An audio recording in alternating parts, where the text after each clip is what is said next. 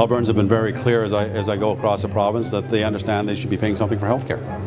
Which the Minister of Finance is responsible for. He will bring forward a fiscal plan, a multi-year fiscal plan that will incorporate next year's budget, and it will not include increased funding to the Auditor General.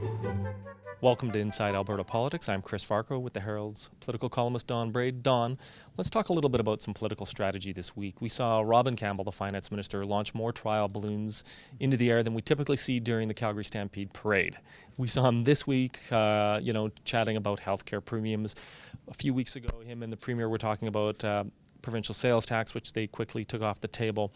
I guess I'm wondering, though, do you think this strategy is working? I think the election will tell.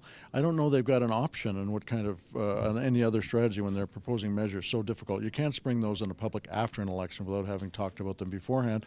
And they're getting a pretty good sense of how the public feels. The reaction to the healthcare premium idea, which when Ed Stelmach got rid of it in 2009, created a tax decrease at the beginning of a recession, and reimposing it now would mean a tax increase at the beginning of what may be a recession.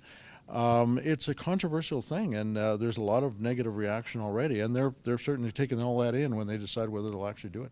Business groups and labor groups both panned it. They say it's a regressive tax. They don't like it. So I guess that's the risk. But it seems to me that there is a reward here, and the reward is similar to the reward that we've seen on the federal scene when the finance minister or the Prime Minister Harper talks about what's in the budget. They basically talk the budget to death, so by the time you actually get to the event, any of sort of the negative news has already been factored into the stock market's also factored into voters' mind, and it seems like Jim Prentice, coming from the federal camp, understands that, and maybe that's why we're seeing this strategy being imposed. Klein really invented it back in 1993 as well, and it does tend to work with the public. I mean, the public values the fact that they're at least getting straight goods, or seem to be getting straight goods from the government, which does not mean these measures will be easy to sell in an election campaign. I mean, how do you run on this? Oh, we're going to cut $2 billion, we're going to raise revenue $2 billion, and how about a healthcare premium? That's tough election campaign stuff. Let's turn our attention to the Wild Rose Party, the official opposition, their leadership race. We've started to see the signs of it stirring to life.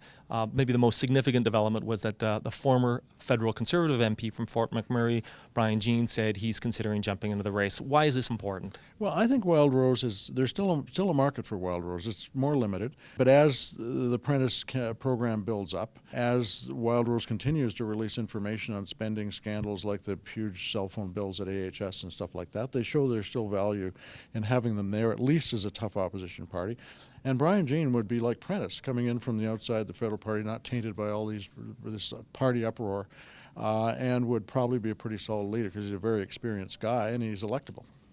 The other sort of notable development, I guess, we've seen in the last few days took place up at the legislature, where the Legislative Offices Committee, which you rarely hear about, made a controversial decision to cut $500,000 in funding from the Auditor General's budget.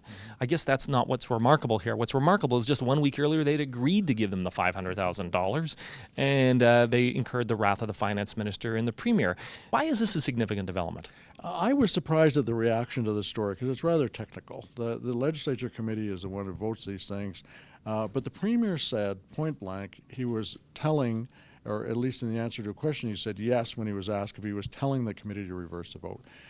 He said that publicly. And then the committee did reverse the vote. And then the chair of the committee, Matt Genereux, an MLA from Edmonton, said, nobody told me to reverse the vote. Well, evidently he doesn't read the newspaper and he's telepathic. But he couldn't say that the Premier told him to reverse the vote, because then he would have been implying that the opposition charges were true, that the Premier was breaching the privileges of the legislature.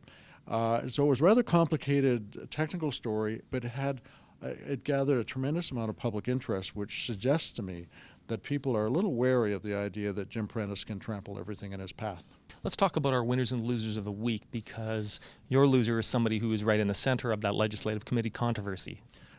Matt Genereux, the young MLA who was stuck in a difficult spot, but his handling of it was highly amusing. Let's say it. So, for the second week in a row, my loser is a rather obscure MLA who gets caught up in all this. My loser of the week is somebody who's a little more well known, and that's Robin Campbell. And the reason for it was his talk of the healthcare premium. So he touts it as basically being a good solution to raising money. He also says that Albertans want it, that this is something that they're actually clamoring for. Well, we saw Jim Jim Prentice the very next day saying that it's only proposal, no decision has been made.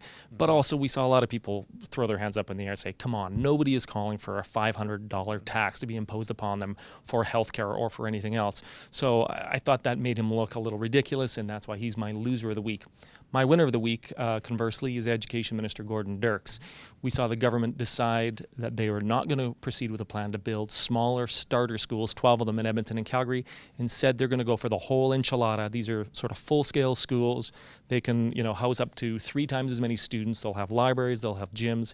Both of these cities are growing. It's needed. The school boards are happy. The parents will be happy. It strikes me as a wise move. He's my winner of the week. How about yours? I would do a joint fusion, Wild Rose and the NDP. Now, there's an interesting suggestion for a party merger. First of all, Rachel Natla got herself a really solid candidate in Calgary and Joe Ceci. He could win a riding for the NDP in Edmonton. Secondly, Calgary, I'm sorry. Right. Secondly, Wild Rose is showing those signs of life and revival. One of the things they have is a really good executive that's tough and knows how to make tough decisions, like barring Rob Anders, and those kind of decisions were not made under Danielle Smith's leadership. She would let that kind of stuff drift. So I think they potentially, conditionally, those two are the winners.